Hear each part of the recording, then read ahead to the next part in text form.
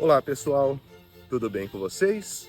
Hoje nós vamos fazer uma reflexão sobre a seguinte temática: é melhor perder uma parte do seu corpo do que todo o seu corpo ser lançado no inferno. Você sabe o que isso significa? A Bíblia Sagrada é a palavra de Deus e a própria Bíblia apresenta evidências internas de sua natureza divina. Na segunda carta de Paulo a Timóteo, no capítulo 3, versículos 16 e 17, há os seguintes dizeres: toda a Escritura é inspirada por Deus, sendo útil para ensino, para repreensão, para correção e para instrução na justiça, a fim de que o homem de Deus seja apto e plenamente qualificado para toda boa obra. No Salmo 119, versículo 105, também há a seguinte afirmação sobre a natureza divina da Bíblia: a tua palavra é lâmpada que ilumina meus passos, é luz que clareia os meus caminhos. A Bíblia Sagrada deve ser a nossa referência de fé e prática no dia a dia. Contudo, a Bíblia Sagrada apresenta diversas passagens que são de difícil interpretação e que exigem o conhecimento do contexto e do propósito da mensagem que cada passagem quer nos ensinar. Quando se faz uma interpretação equivocada de uma determinada passagem da Bíblia Sagrada, também se compromete a aplicação dos ensinamentos verdadeiros dessa passagem em nosso contexto, nos dias atuais. No Sermão do Monte, que é o principal discurso de Jesus, registrado nos Evangelhos, ele está em sua versão integral no Evangelho de Mateus, no capítulo 5, 6 e 7, nós podemos encontrar uma passagem que muitas vezes gera dúvidas de interpretação, mesmo nos dias atuais.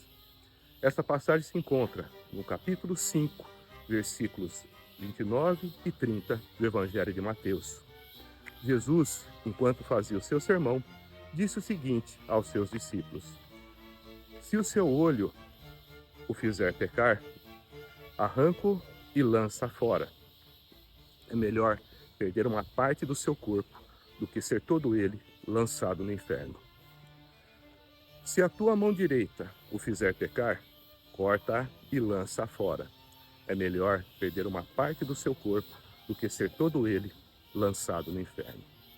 Muitos fazem uma interpretação literal das palavras de Jesus que são encontradas nessa passagem e chegam a imaginar que, de fato, Jesus teria ordenado que se extraísse, que se extirpasse, que se enucleasse um olho ou que se amputasse uma mão para se evitar o pecado.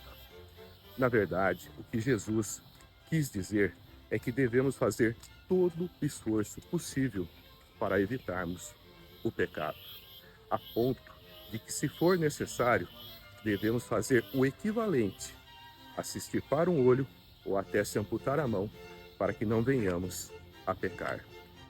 Além disso, Jesus também dá a entender, quando repete, tanto no final do versículo 29, quanto no final do versículo 30, a palavra inferno, que o inferno deve ser um lugar detestável e que devemos fazer todo o esforço possível para não irmos para lá.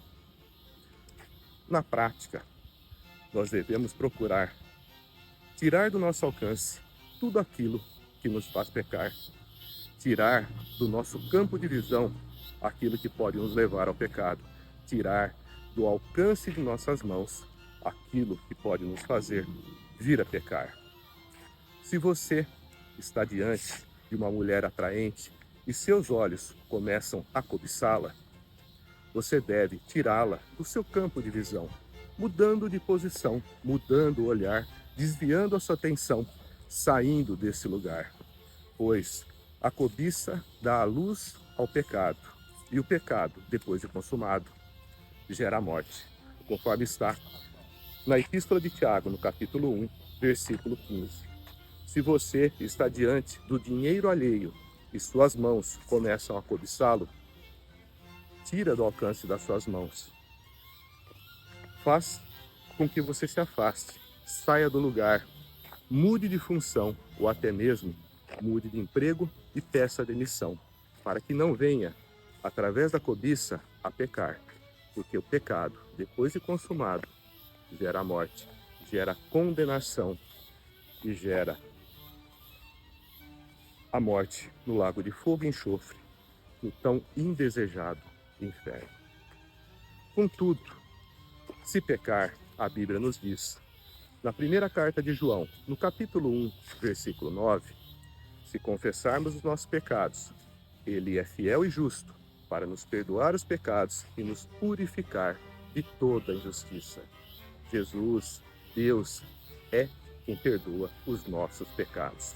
Se pecarmos, é necessário confessarmos e manifestarmos um arrependimento sincero, verdadeiro, aonde mostramos que, de fato, temos consciência do pecado, de que erramos, e firmamos um compromisso sincero e verdadeiro de não voltarmos a pecar.